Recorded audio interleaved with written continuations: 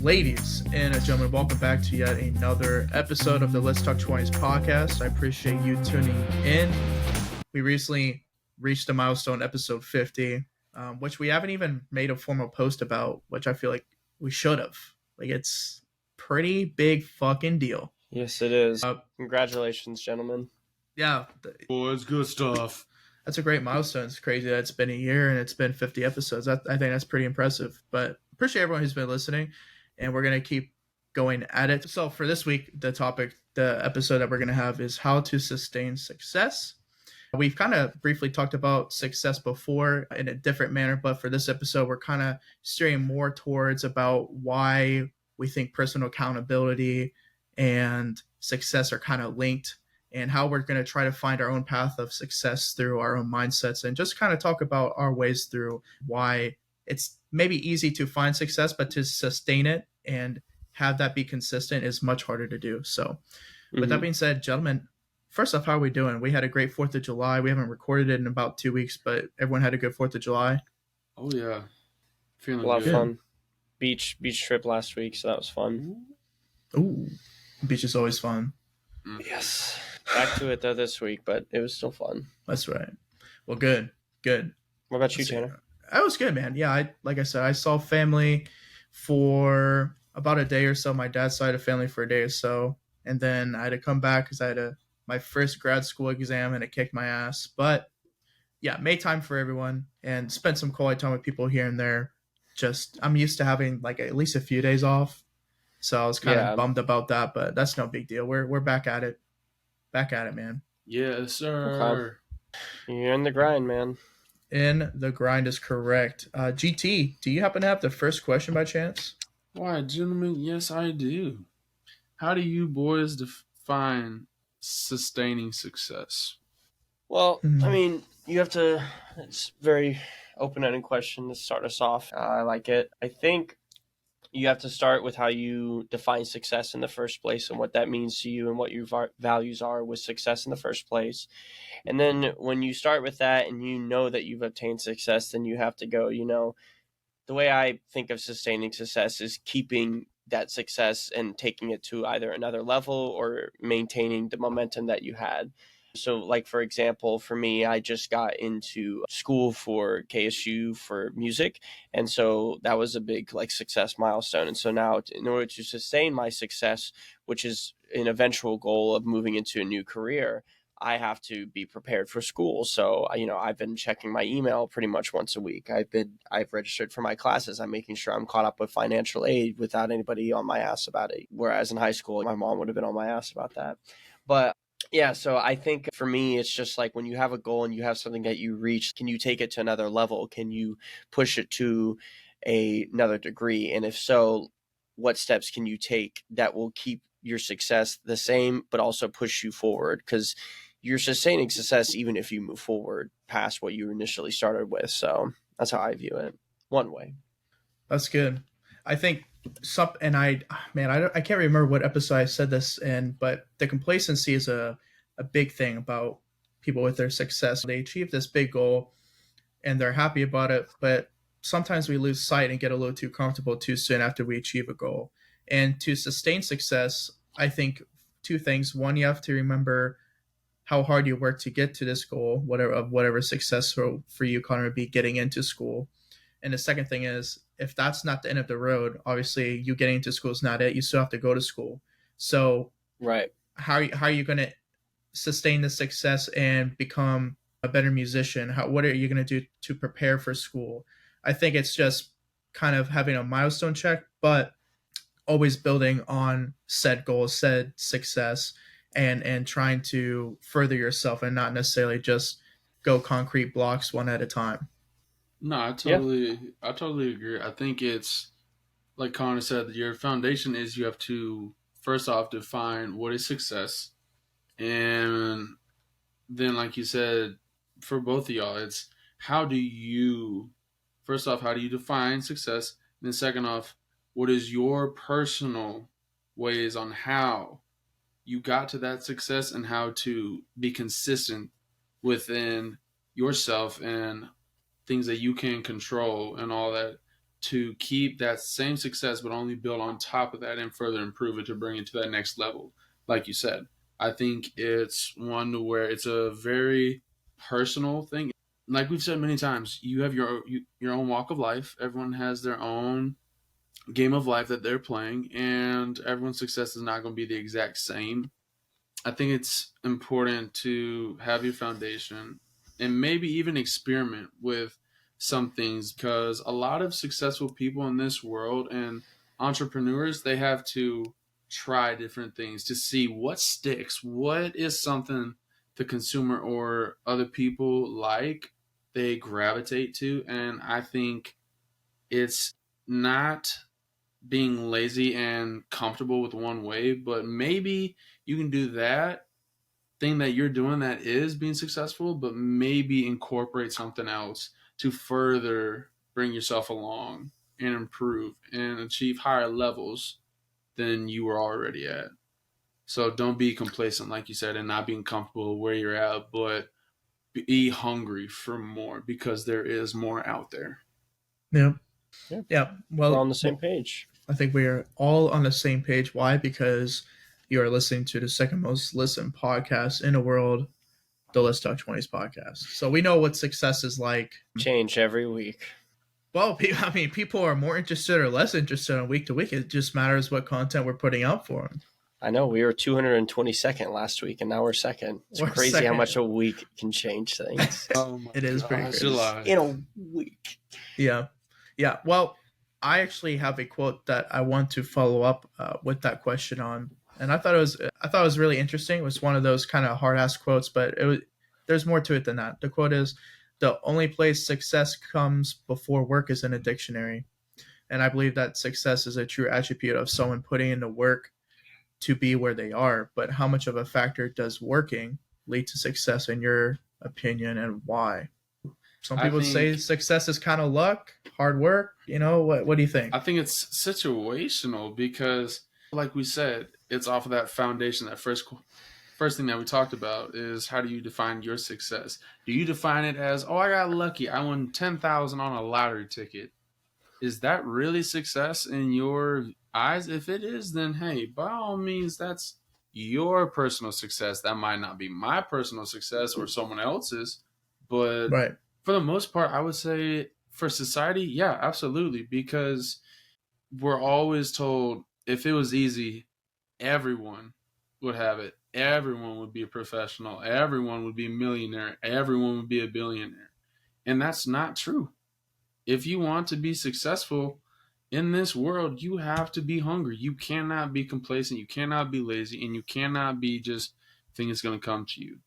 And you got to keep yourself accountable. And I think sometimes some people get a little comfortable. And I know me personally, that's happened before, but I'm finding different ways to sustain this success and not stay and not plateau. So I definitely think you got to grind. You have to grind. If you want it bad enough, you'll do it. I mean, you'll find a way. And that's something that I think is very universal and something that people really need to fully accept. Yep. Very true. Very true. Connor? I might have a different opinion because not completely. I agree that work is the biggest factor to success. Absolutely. That is the biggest factor. And, I think that success, again, is independent. It's independently defined. And again, it's my opinion, but I believe work should be put in regardless of what you think you're going to get out of it. Hard work can be an intrinsic thing that you gain from the situation, and you can just gain like the fact that, oh, I worked my ass off and I can do this, for example. That can be a success for yourself, for example. But if we're talking about kind of extrinsic, like financial success, and we're talking about people who have made it to the top, people who are in these motivational speaker categories, celebrities, people like that, I personally don't think that work is always the factor. I do think that, especially with money, and especially, unfortunately, I think with today's world, I think that some of it is either luck based, manipulation based, or it's just who you know. based at the end of the day. You can be in the right place at the right time and encounter an incredible opportunity, but if you were 5 minutes late, maybe you never would have encountered that person. I don't think that means that you're necessarily working any less harder than people who have made it at the top. That just means that you weren't in the right place at the right time, you know.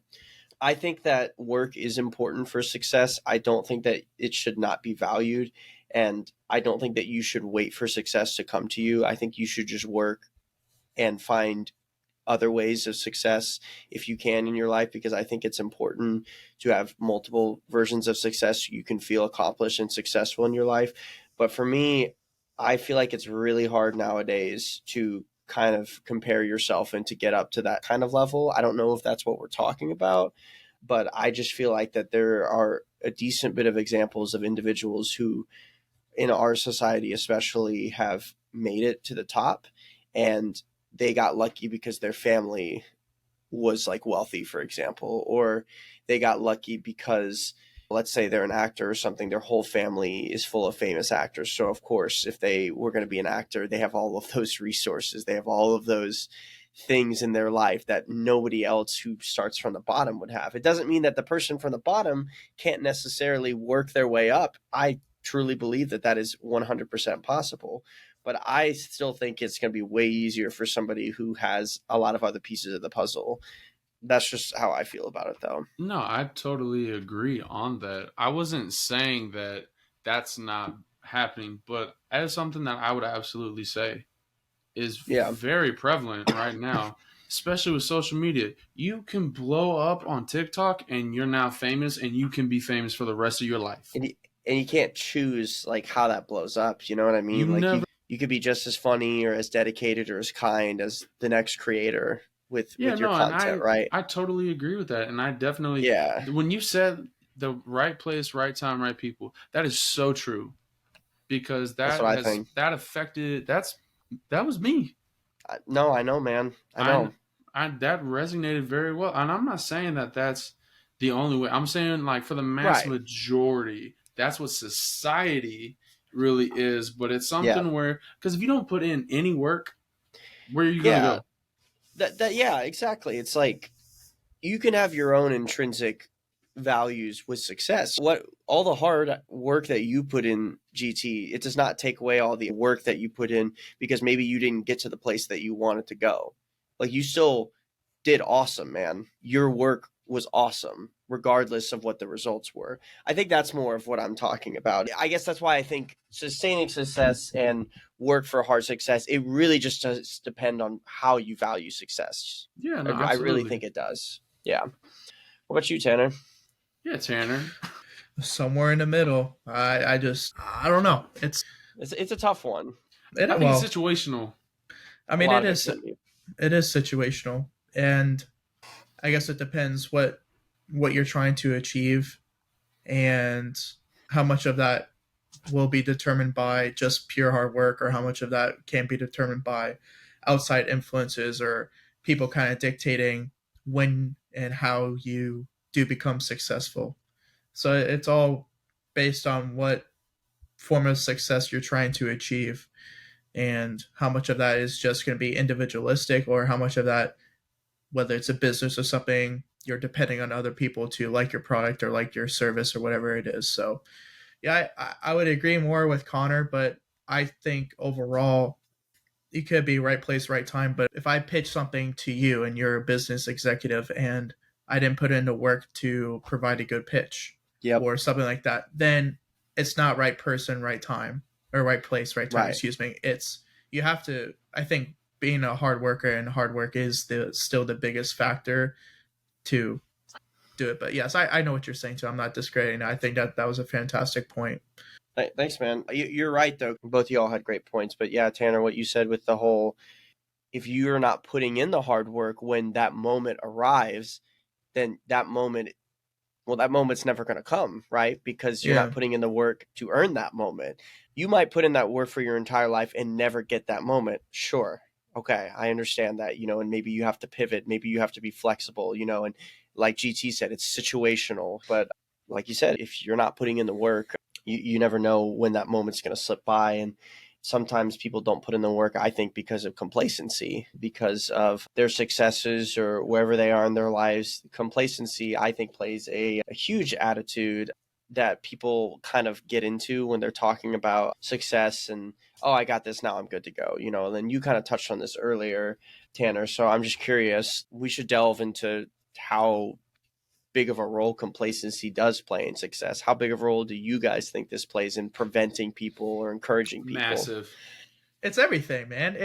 In my opinion, if there has ever been something that I was doing well in and maybe I slipped up in, for example, the gym, for Complacency. example, it's all for me. 9 out of 10 times, the reason why I've fallen off the wagon or whatever is complacency or lack of motivation. I get Yep. complacent and I was motivated, but then I lose my touch into that because now I've quote unquote achieved it.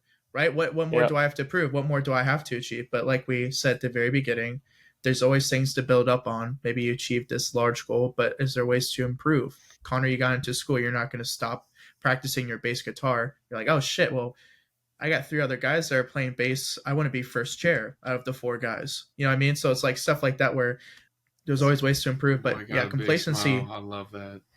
the complacency is everything for me. I think that plays the largest factor in terms of people being successful and not sustaining it. That's just my Massive. opinion. What about you two? Yep. Love what Tanner said. I absolutely agree 1,000%. I think it's people, they achieve that goal and then they don't have a sense of direction. They don't have like, oh, okay, I got there.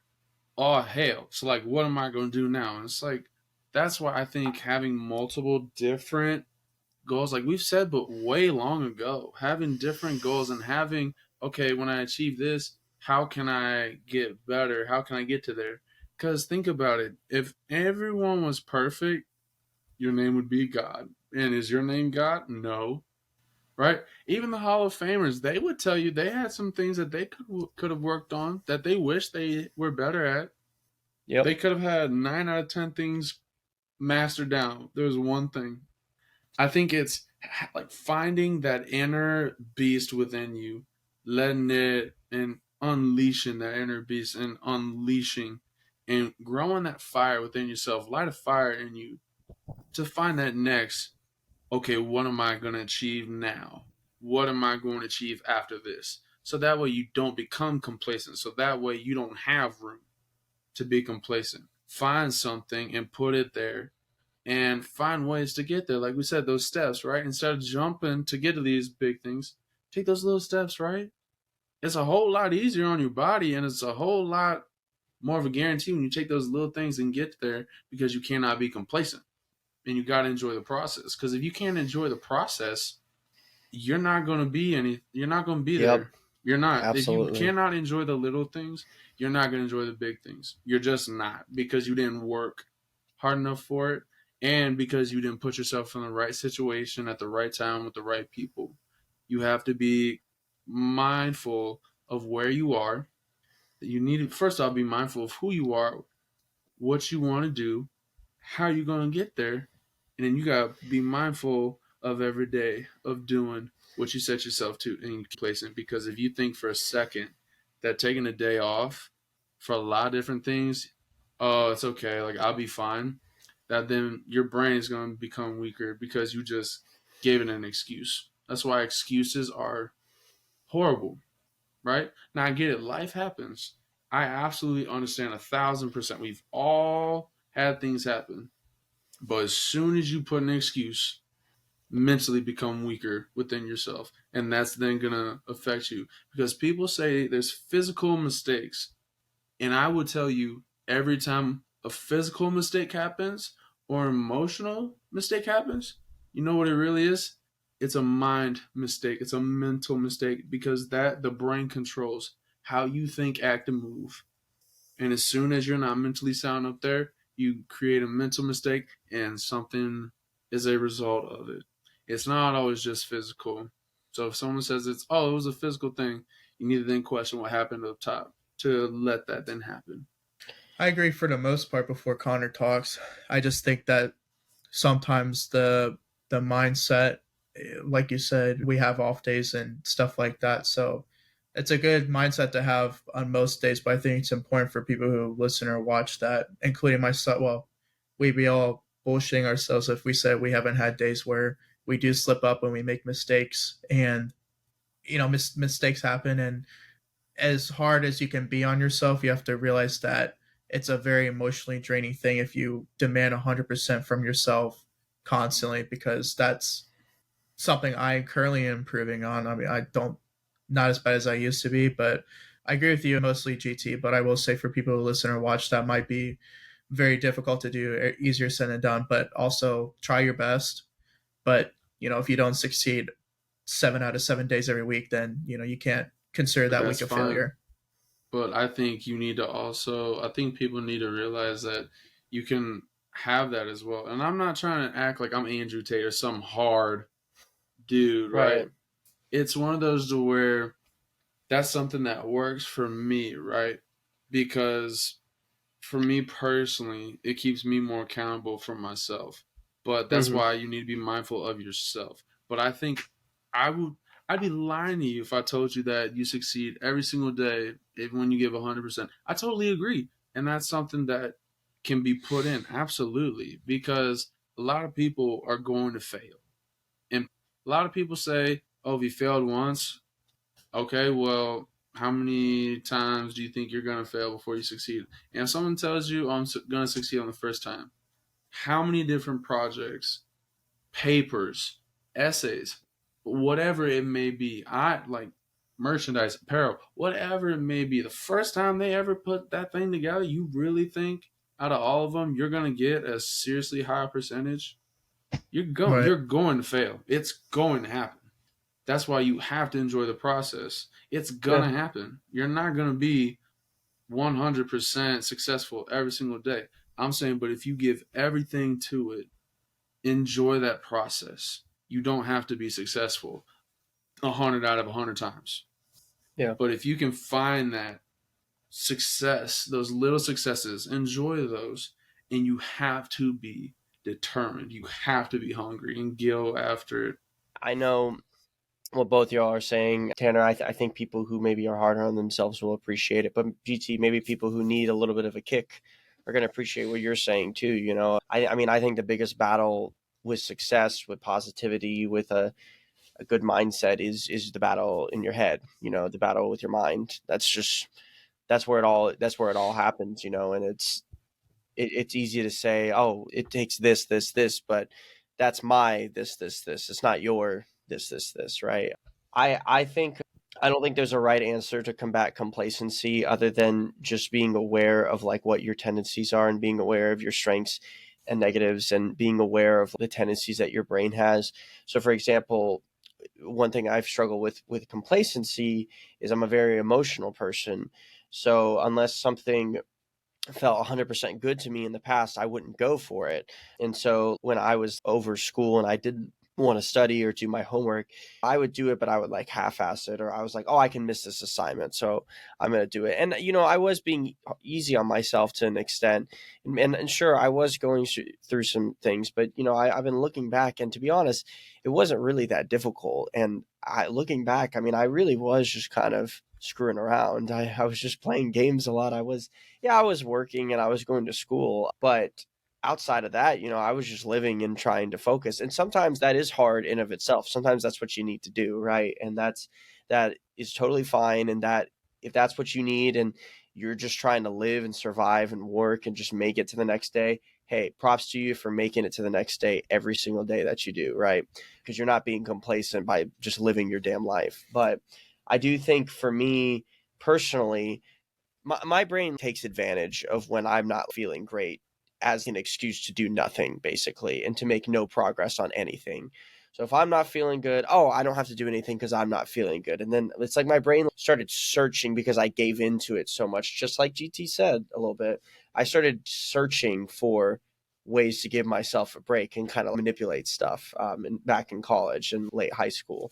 And so as a result, I subconsciously knew that I wasn't pushing myself as hard as I should have in my friendships, in my relationships, in my schoolwork, in my jobs. I wasn't, I was being nice, I was being friendly, and I did work, but I wasn't A lot of people in my life think I'm really hard on myself, and I know that I can be at times, but I also know my tendencies are to be lazy and complacent, and I I've been good at maybe giving off a vibe that I work hard all the time, but in reality, I know deep down that my brain likes to be complacent and do nothing a lot of the times, and I gave in to that. So you got to know what your own battles are. You got to know what your own tendencies are with your brain. I personally think everybody's brain, a lot of the times, like, your mind's just not nice to you. Sometimes it just wants you to give in to the negativity, and it wants you to give in to, like, oh, you succeeded something, all right, let's take a break, we don't need to do anything for whatever. I'm glad you brought up the bass practicing, because I gave into a complacency thing where I stopped practicing for a while after I got into school, and now I know I have to practice again because I'm about to go back into school. But that was something that I was complacent with, and so it's just something I learned. But I'm not a terrible person because I stopped practicing my bass. I just have to get better with it. So there's a fine line between just knowing what your tendencies are, knowing where you tend to go, and not hating yourself for it and not being hard on yourself for it, but just acknowledging the reality of what it is. And it's like, no, I can be complacent when I work really hard towards a goal. I still need to push past that sometimes. No, absolutely. I love us being deep, and I want us to dig a little bit deeper because when I thought of this question, I had no music going. I was just in a quiet place and I closed my eyes. And I really was proud of myself because this question is something that I think we could talk about for a while. But I think this question is really good because it's about our foundation. How can one distinguish a building block as intrinsic or extrinsic when it pertains to sustaining success? Hmm. It's deep. I'm interpreting your question. I feel like it just boils down to, for me, when I'm trying to do something well, a lot of times I can mix up my motives with how I think other people want me to get something done, or how people may want me to go about a thing to be successful. For example, maybe you're going through something and you're asking for advice with your parents, and your parents give you a response, and they're trying to tell you, not, well, they kind of are trying to tell you what to do because maybe they've made a mistake in the past and they're trying to prevent you from replicating that mistake, right? Honest advice. But at the same time, there could be times where that can influence what you truly feel like is best for yourself, right? Because maybe what your parents did was something that you're like, well, why would I wouldn't do something like that.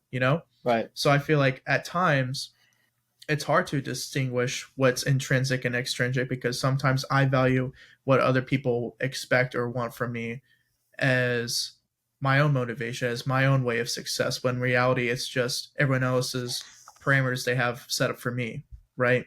So I think you just really need to sit down and think about, if you're trying to achieve something, are you truly doing this for yourself? And how is this going to affect and impact yourself and yourself only? You can think about your significant other, your friends, and your family, about you getting into grad school, you getting a coaching job, for examples for all three of us, but on a wider scale of, are you doing this for yourself, or are you pretty much kind of being influenced by other people? And you really have to sit down and think about that on a deep level, because sometimes those things can be intermingled, and I know they have for me in the past. And once you establish that, then you truly know if something is intrinsic or extrinsic. And like you said, JT, when you're having a bad day, are you influenced by what other people are doing and you see your family downstairs watching TV? Are you going to go downstairs and sit and watch TV with them? Or are you going to go up in your room and grind that schoolwork that you need to get done? Or are you going to, go to the gym when you feel like complete shit, but your friends are going to see movies, so you go see a movie? It's like we're very easily influenced by other people. So you have to establish what your goals are. I think that's a good way to definitely view how important intrinsic building blocks for success can come into play, and like where they come from. And if you don't understand where they come from, then you don't know if they're intrinsic or not. I mean, I'll just be a little more literal with building blocks towards success. When I think of building blocks, I'm thinking more of just like the steps that you take to reach a certain goal. I'm assuming that's pretty much what you meant, GT. Yeah, no, it could be something like that, or maybe it's something where quite literally a building block. I mean, it could be a whole different things. It's not just one specific thing. Because, like we said, success, your building blocks are going to be completely different. They could be in multiple different facets. I would say, as far as giving broad and just general of me, I would say I would tend to lean towards Tanner. It really is, how do you define it? It's your own personal thing. It's your success, and like, what are you doing it for? Like he said, and like you said also, like, are you doing it for yourself? Are you doing it for something else? Is it intermingled? Is it maybe influenced from an extrinsic, but it becomes an intrinsic thing? But maybe you just have a little bit. I mean, it really is just situation. So, Yeah. and it's not much like I really want to add to, because I mean, that's perfectly said. I think it's a great way to go about it. Well, to shift gears, so we've talked about the building blocks of success. We've talked about personal ways that we know other people use to sustain success and what has worked and not worked for us. But I want to talk about failures a little bit, because failures and success sometimes is a very thin line and a kind of like a gray area of what people consider a failure and what people consider a success. So we've mentioned how failures can either stay as gatekeepers for some people or transform that into fuel or motivation to succeed in the long run. I want you guys to talk about a time when a failure that seemed overwhelming actually turned into fuel or motivation to succeed in the end. And take your time. Let's really think about this one there, okay? Let's really think about a time. No, I got a couple. I thought I had a scholarship to play baseball at a Division I school. I was led on, and I was basically lied to try to keep me there and save me for later on, when then I'm losing equipment, the baseball. I then have to be away, far, far away from home. I'm having to sustain success and find the little ways, which, and I would be lying to you if I didn't say I got complacent, and I gained 50 pounds, and it wasn't 50 good pounds, and my grades tanked. It seemed like I didn't have any motivation, because I thought baseball was over for me, and I thought I was done being around the sports. I fell down the rabbit hole of it, and I just didn't really even think about it, or did, dive deep, because I fell into depression. It was horrible. I went through a rough time, and it's something that, I almost lost my life to this partying and drinking and everything, and it was stupid. And it was just to the point where, one day I looked down at I got put on academic probation for my second semester of college, right? And then I didn't meet College of Business minimum GPA, so then I was suspended, right? Out of freshman year, I'm now 18, about to be 19, and I got suspended and almost expelled from a college where I thought I had so much going for me, and I was going to be this Right. big, like, Division I baseball player. I let myself get the better of me, and I just got completely complacent, and I didn't put anything towards it. And the one day when I stepped on the scale when I got home, and I looked in the mirror, and I didn't like how I looked. I hated taking my shirt off. I didn't like it. I didn't like how I looked. I didn't like how I was thinking. I didn't like how I was going about life. It was pathetic. I was like, you got to stop feeling pathetic for yourself, and you got to, you know, man up or own up to it, and you got to get better. You cannot let this define who you really are. And it turned into a blessing, because I got home and it fueled me. Lose this weight, get back into the sport that you truly love, and that is your passion. Get into Yep. it. Stop feeling bad for yourself. Stop going down this rabbit hole, and really find those little things. Stop trying to think of these big time things that you're trying to jump to and leap to, when all you had to do was take these little steps. That's And it. Period. yeah, just period. And I ended up losing 80 pounds. I got in shape, and then I ended up playing baseball again at a different college, at a D3 college, and then I ended up playing semi-professional baseball. That's it. I mean, that's the story, dude. Like you said, you looked in a mirror, you knew you had to change, and you made that change. and you take it day by day, and that's all it is. That's all you. I mean, that's all you can do. You can't look in the mirror and say, "I want to lose 80 pounds in a week." Good fucking luck, right? It's all about that Yeah. discipline and sustaining that discipline and motivation to keep going. So that's a great story, Connor. Do you have one about yourself? I love hearing that story every time, bro. It gets me pumped up. Kicking ass, GT. I'm proud of you, man. From where you come from. Appreciate it, man. Of course, man. Come along. We Yeah, all that's have. that's a good one. I mean, there's been a lot of like personal failures with tips and with communication and things with people, but I'll make mine a little more concrete too. I think one thing that I actually, I've been talking about my bass a lot. There was a time when I remember the first time that I actually rehearsed with people. That was probably about 4 years ago by now. I invited a guy I knew from work and a couple of his buddies to come over.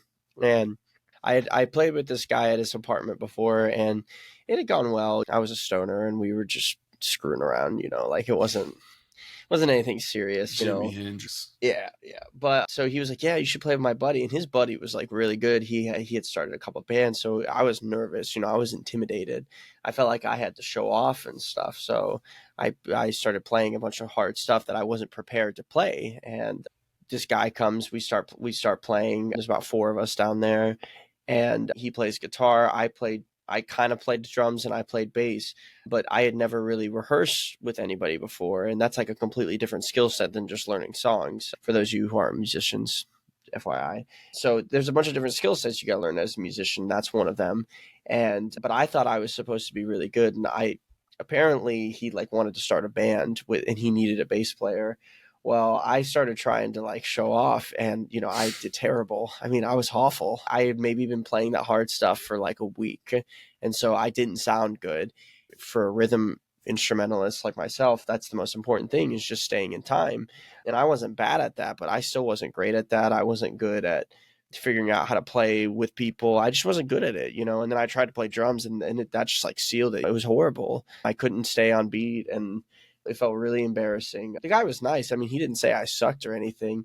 I think all he said was, "Yeah, I can tell you're a beginner," And I don't think he meant anything by that. He's just like, you're still very clearly new. And I wanted to quit after that, to be honest with you, because I had been playing for probably about 6 months by that point, and I had thought that I should be better. I was comparing myself. See, that's why you don't do that. I was comparing myself to these guys that I was watching online, learning bass from. I was comparing myself to people that I knew that picked up this stuff way quicker than me. I was comparing myself to some of my favorite bassists and hearing about how they started. Again, very different situations and stuff. And I wanted to quit, and I didn't play for a week, and I was really down. And I was like, you know what? Fuck it. Screw it. If I want to play with him and I want to play with anybody, well, I got to get better then. I can't just feel bad for myself and, oh, I suck, so I can't play anymore. No, if I want to play and I really want to play with this guy, is it about me? Is it about me looking good, or is it actually about me playing with him? And that's when I realized, okay, I was just trying to look good in front of him. So let me actually learn how to play. Now I played with tons of people and we have a great time and I can play with them. I just know that I can because I put in the work to do it. I shifted my priorities. I shifted my focus on what I wanted from it and what I wanted from my success. And I've earned it several times now because of that, because I realized what I needed to do. So that's my story. Another fantastic story. It's funny how ego can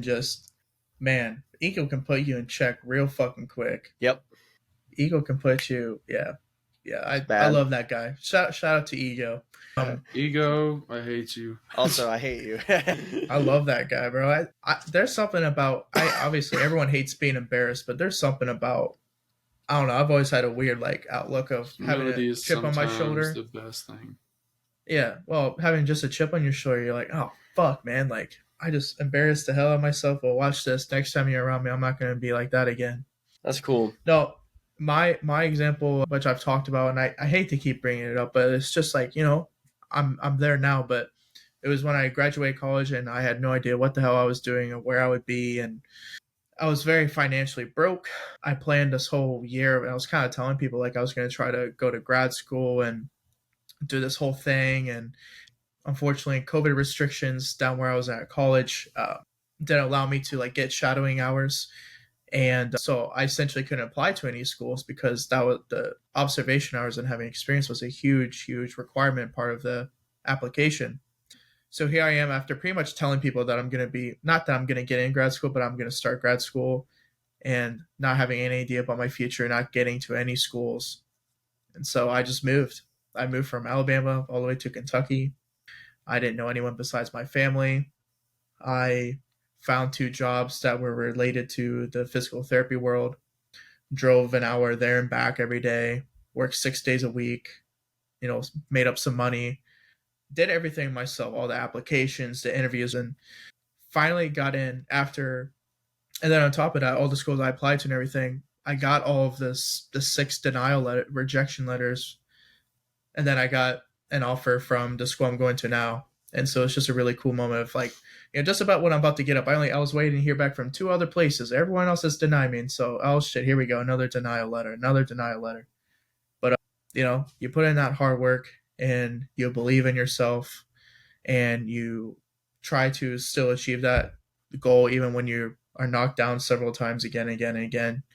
Anyways, that's my answer. But I think all 3 of us had fantastic answers, and I think our personal experiences are just a testament to how sometimes to sustain a success, or to even just get to that goal that you're trying to achieve, is all about the dedication, your intrinsic motivation that we talked about earlier, and just staying consistent. But gentlemen, I think we're going to end the episode there. I think it was a fantastic episode, a bunch of great content, a bunch of personal, inspiring stories in it as well. And I think everyone who's going to watch or listen to this episode will enjoy it. But as always, JT and Connor, I appreciate you boys hopping on. And then, another episode down. I appreciate everyone listening to yet another episode of the Let's Talk 20s podcast. Follow the Instagram page, Let's Talk 20s podcast, uploading our weekly wisdoms, uploading our new episode every Wednesday afternoon. So I hope you guys enjoy as always. I hope you guys had a great week. Hope you have a great rest of your week. Until next one, peace. See ya. Drop.